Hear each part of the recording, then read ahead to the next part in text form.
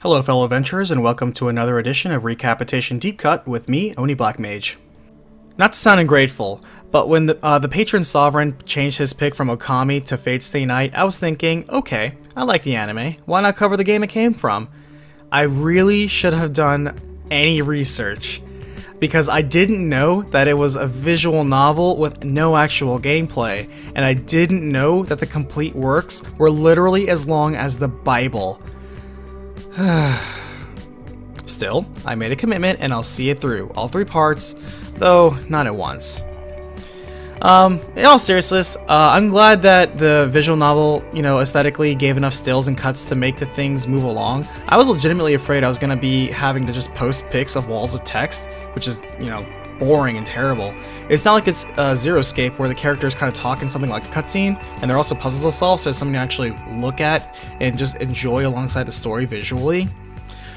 Because, like with the music or gameplay, being a visual novel, it just didn't have much in the way of music or track selection, since it's meant to be background ambience while you read.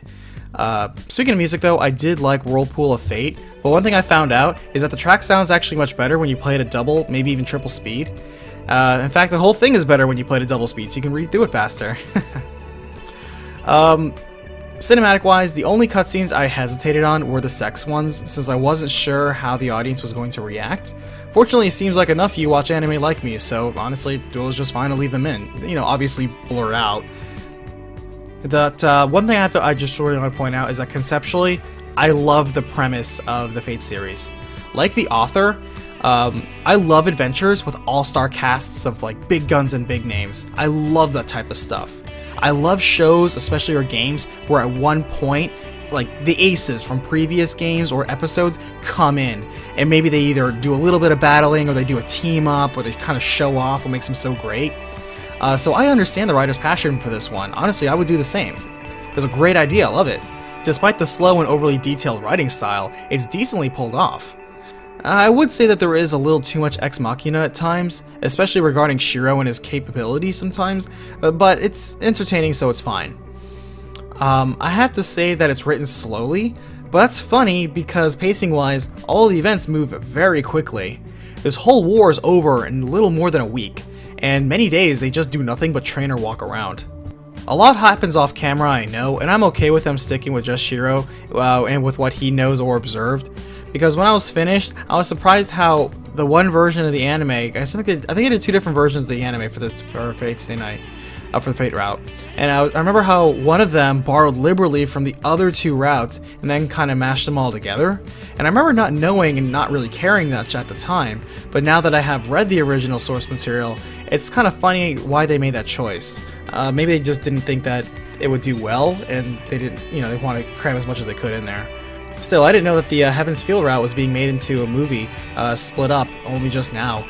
So for once it seems that my recap actually may be timely, even if accidentally. Still, I like this one.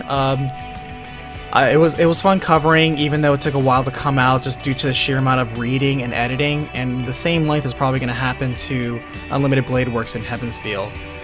I don't normally split up my recapitations into parts. I know there are a lot of people that said maybe you should do like what other YouTube channels do and have like part 1, part 2, part 3 instead of having these 50-minute long videos. And I understand that sometimes that might be better for some people, but if I'm going to tell a story, I'm going to tell the story the way it was meant to be told, in one long big sitting. And you can always just come back to the video. And I don't know if that's helping or hurting my channel, but I don't care. That's the way I want to tell my story. And Fate is the exception. Because the routes are so distinct that you can snip them up into 3 because they're meant to be independent, that's the way I chose to do it. But you still have to do all 3 in order to get the complete Fate Stay Night story. So I will do Unlimited Blade Works, I will do Heaven's Feel. Soon is always relative with me. Like 2 months from now is honestly what it's going to be doing, because as I move into October, I'm probably going to finish up Resident Evil, not only because it's October, because I need to finish Resident Evil. It's only 2 more games. And if I did all the Fate, like, in one big, long, lumpy thing, it would be a 2-hour-long video, I'm sure, because just part 1 is 40 minutes, and that was edited.